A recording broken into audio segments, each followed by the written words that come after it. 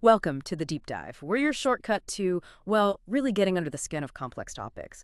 And today, wow, we are heading to Sri Lanka, the pearl of the Indian Ocean. It's got this incredible history stretching back, over 2,500 years? We're talking ancient kingdoms, colonial times, this amazing mix of cultures and religions. So our mission, like always, is to distill all that down for you. We've looked at the sources, and we want to give you the essential insights. How does a small island end up with such a deep, such an enduring historical footprint? It's a vast tapestry, absolutely. And understanding that long journey is, I think, crucial to grasping Sri Lanka's unique identity today. It really shapes everything. Okay, so let's unpack this then. Where do we begin? Right at the start of the recorded history, I suppose. So you've got Prince Ajay arriving from India. 543 BCE is the traditional date, and he's credited with founding the first Sinhalese kingdom. But what's amazing isn't just, founding a kingdom, it's how fast things seem to, advance. Like these really complex irrigation systems, impressive cities, architecture. It feels almost sudden. Yeah, and Anuradhapura is central to that early story. It wasn't just a capital, it became the capital back in the 4th century BCE, and it just exploded, really became this thriving city. But more than that, it was a massive center for Theravada Buddhism.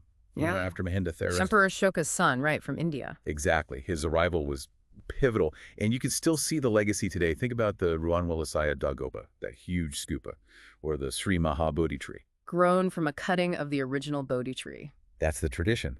And the Abhayagiri Monastery complex. These weren't just buildings, they were like the anchors of a whole civilization. It really makes you wonder, doesn't it? The kind of planning and sheer organizational skill involved back then without computers or anything. Just incredible vision. Okay, so moving forward in time a bit, things shift, power moves, and we see new kinds of marvels emerging.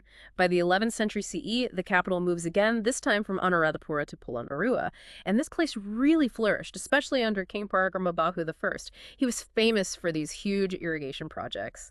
Oh, definitely. Yeah. And if you want to talk about impressive engineering, you have to talk about the Parakrama Samudraya. It's often called a tank or a reservoir, but it's enormous, like a giant man-made lake. 8 miles long, the embankment, something like that. Around that, yeah. And it wasn't just for irrigation, though it watered vast areas. It was flood control, maybe even fish farming. This shows a really sophisticated grasp of water management, way ahead of its time. Real technological brilliance. And Polonnaruwa wasn't just about water, right? There are other ruins. Absolutely. The Galvihara rock sculptures are incredible, so serene. And Renkoth Vihara, another massive stupa. It shows Polonnaruwa was also this vibrant center for Buddhist learning, for art. A really well thought out city. It's fascinating how water management keeps popping up as this foundational element for success. Which brings us to a slightly different story, one about resilience. Yeah, so as things got more challenging with external pressures, we see the rise of the kingdom of Kandy up in the Central Highlands, right? More defensible terrain. And Kandy becomes the last independent kingdom in Sri Lanka. It played this crucial role, didn't it? Preserving Sinhalese culture, Buddhism, especially when colonial powers started arriving, and the temple of the tooth relic, the Sri Dalada Malagawa, is right there, a UNESCO site now, and just hugely important spiritually and culturally. And this really brings up that whole question of resistance, How did Kandy manage it? Holding out against European powers until the early 1800s. That's remarkable. It wasn't just the mountains then. The mountains helped, for sure. Yeah. Made it tough for invaders. But it was also smart diplomacy, playing powers off each other sometimes. And I think a really strong sense of cultural identity that kept people united. It raises interesting questions about, what allows a smaller power to resist much larger ones for so long. That's a great point.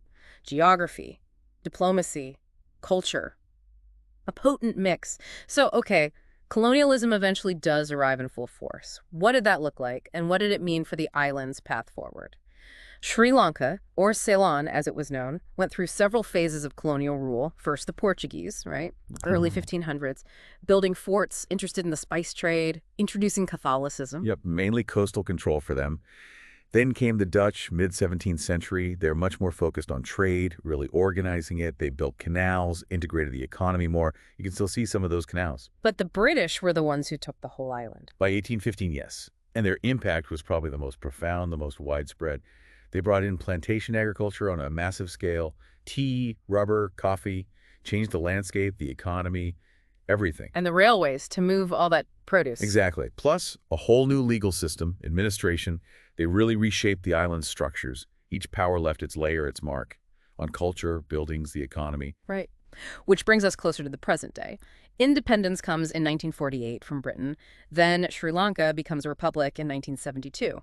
But modern history hasn't been straightforward. There were major challenges. We have to acknowledge the civil conflict from 1983 to 2009 between the government and the LTTE, the Liberation Tigers of Tamil Eelam. Yeah, a very long and difficult period. The sources describe it as deeply complex, obviously, with roots in historical issues and political developments. It affected everyone on the island in profound ways. Tough time for the nation. Absolutely. Oh, yeah. And while the war ended in 2009, paving the way for a new phase, well, the process of reconstruction, of reconciliation, of healing, that's a huge ongoing task. It really underlines how history, especially unresolved conflicts, can cast long shadows, and the immense work needed to build a truly shared future. Hmm. And yet, through all of this, that deep heritage we talked about, it endures. It's still incredibly vibrant today. I mean, think about the UNESCO World Heritage Sites. There are 8 of them. Ancient cities like Anuradhapura and Polonnaruwa, sacred sites, those colonial forts. Tangible links to the past. Exactly. They really tell the story, don't they? The depth, the richness. And Sigiriya, people call it the 8th wonder of the world. That rock fortress is just stunning. It really is. And what's so striking when you look at Sri Lanka today is that cultural mosaic. It's not just one thing. You have this incredible religious diversity. Buddhists, Hindus, Muslims, Christians, all part of the national fabric. A cornerstone of the heritage, you could say. I think so. And despite the conflicts and challenges, you see this coexistence reflected in the festivals. Vesak, celebrating Buddha's enlightenment.